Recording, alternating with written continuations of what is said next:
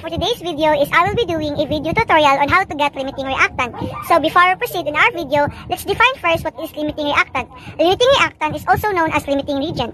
A limiting reactant in a chemical reaction is the substance that is used up first, and also it stops the reaction. Limiting reactants limits the amount of product that can form. That's limiting reactant. Let's define also what is excess reactant. Excess reactant is the leftover after the reaction stops. There are steps in finding limiting reagent. So first is determine the balanced chemical equation of the given problem. Second is convert all given information into mole. Third is use stoichiometry for individual reactant to find the mass of the product produced. Fourth is the reactant that produce a lesser amount of product is the limiting reagent. And then fifth, the reactant that produce a larger amount of product is the excess reactant. So this is the problem that we're going to solve. Problem number 1. A 4.40 moles of Ca is mixed with 2.5 moles of N2, which is the limiting reactant. As what can you say, the balance equation there is 3A plus N2 and the product side is Ca3N2. Let's solve for the limiting reactant. So now let's solve for the limiting reactant. So the balance equation is 3Ca plus N2 and the product side is Ca3N2. And then now we will convert them into moles. So this is 3 mole. So as what you see, there are no coefficient there. So that's mean nga kanang 1 na siya daan. So this is 1 mole. And then this is also 1 mole. And then now the given is Ca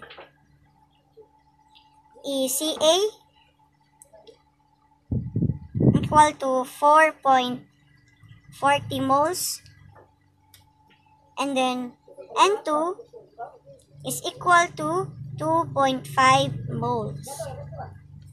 So we are done balancing the equation, convert into mole, and then given. So we will now solve.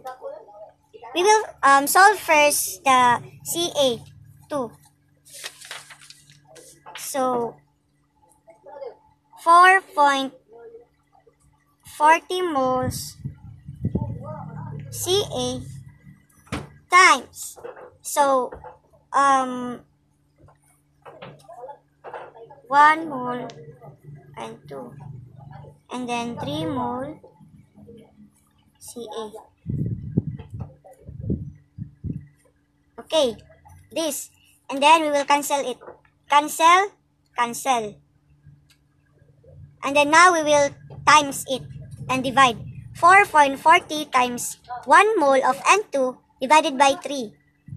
So the answer is 1.64 moles N2. And then the next thing we will solve is the N2.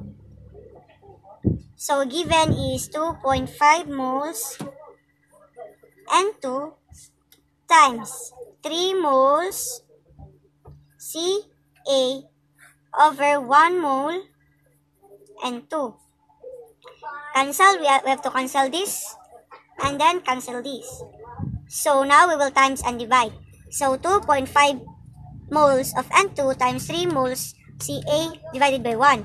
So the answer is 7.5 moles Ca.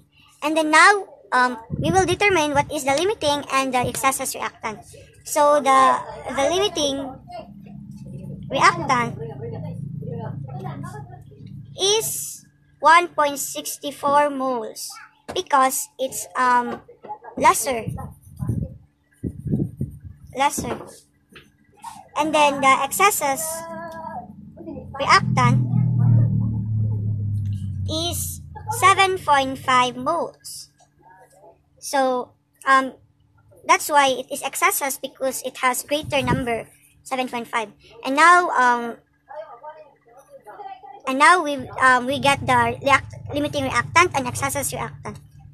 So that's, you can solve the limiting.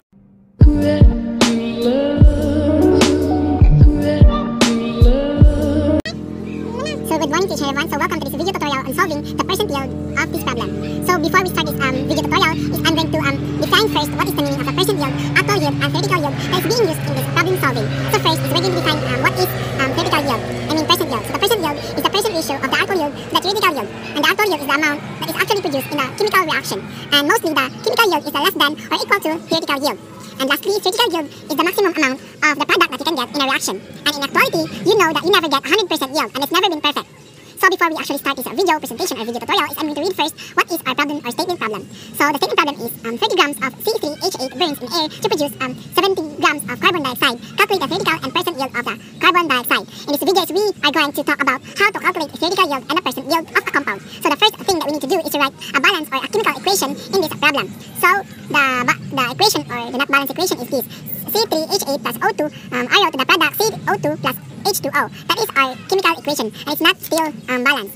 So we have C3H8 stands for propane, and it burns in air, so it's going to react with oxygen gas. It's going to produce carbon dioxide and water as their products. The reason being is it is a combustion reaction, and you always get a carbon dioxide and water as a product. So now we have to balance the atom first of this equation. So we have 3 carbon atoms on the left, and we can see there is 1 atom on the right.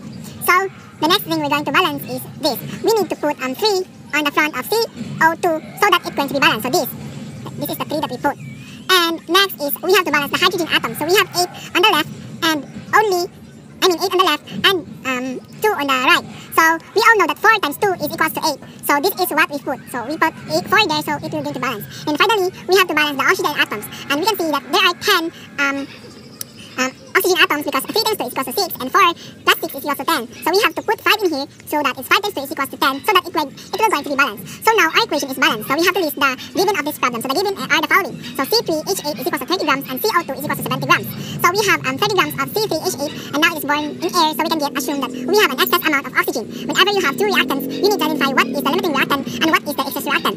You always want to use the limiting reactant to calculate your theoretical and percent yield. The formula in getting the percent yield is actual yield divided by the theoretical yield times 100%. So in this problem, we know that the actual yield, but we don't know what is the theoretical yield. So let's calculate the theoretical yield and the maximum amount of the carbon dioxide that is possible to get. So we have to start with 30 grams of C3H8, and the first step is we have to convert the moles using the molar ratio. So the molar mass of C3H8, which we can get from the periodic table, is about 44 grams per 1 mole. You know carbon has atomic mass of 12, and 12 times 3 is equals to 36. So the next is 3 because we can see in this equation this is 3. So 12 times 3 is 36. And the next is hydrogen is about 1. So 1 times 8, this 8 is equals 8 again. So if we plus or add 36 and 8, we get 44. So we have to write this like this. 30 grams of C3H8 over 1 times 1 mole of C3H8, this mole, 44 grams of C3H8. So we have to cancel out grams C3H8. So we're gonna cancel out the C3. So after that, we have to convert moles of C3 to moles of CO2. Whenever you want to change from one substance to another substance, we need to use a molar ratio, and the molar ratio for every 1 mole of C3H8 burns in reaction, there are 3 moles of CO2 that are produced. Since we have moles of C3H8 on the top left, and we need to put on the bottom on the right, so that they will be cancelled out, and therefore the moles of CO2 will go on top and simply add the numbers. So to understand what I'm going to talk is I'm going to write this. So we're going to write this like this. 30 grams of C3H8 over, let's do it this way, 1 times 1 mole of C3H8. This is the equation or the problem that we solved lately. H8, so we have to cancel this out. And the next one is 3 mole of CO2 and 1 mole of C3H8. So we need to cancel this out and cancel this out. So the last step is to convert from moles back to the grams. Whenever you convert the grams to moles or moles to grams, you need to use the molar mass in the periodic table. Since we have the mole of CO2 on the top left, we need to put moles of CO2 on the bottom right. So you need to do this, you need to cancel out. So after that, we have in every moles of carbon dioxide, then CO2 and this 44 grams. Cancel this out, we have to cancel this out. So we said earlier that the molar mass of CO2 is 44, that's why we put 44 grams of CO2 here. So that means there are 44 grams of CO2 per 1 mole. Now we need to calculate and multiply then all the numbers on the top and divide it by the numbers on the bottom. So we have to calculate like this. 30 times 1 times 3 times 44 divided by 44. Because 44 times 1 times 1 times 1 is, we get only 44. So the theoretical yield of this problem is equal to 90 grams. So therefore, the maximum of carbon that we can get produced in this reaction is 90 grams of carbon dioxide. We don't need to convert it to moles because in the problem, there is not necessary to convert it to moles. So we have to let it be here in this state. So 90 grams of carbon dioxide. So now we have the theoretical yield and the actual yield, and we have to solve now the percent yield because we have now the theoretical and actual yield. So it's easy now because if you know the formula of the percent yield, and if you don't know, this is the formula of the percent yield. So percent yield is equals to actual yield over the theoretical yield times 100 or 0.100 or 100% is equals to the percent yield. So in our statement, the actual yield is 70 grams and the theoretical yield is 90 grams, or we just said in grams, times 100 is equals to 77.7%. So now we get the percent yield of the problem. 30 grams of C3H8 burns in air to produce 70 grams of CO2. Calculate the theoretical yield and percent yield. So now we get the theoretical yield, and the theoretical yield is 90 grams and the percent yield is about 77.7%. So thank you for watching of our video tutorial on solving the limiting reactant and the percent yield. We hope to see you again. Thank you, Miss.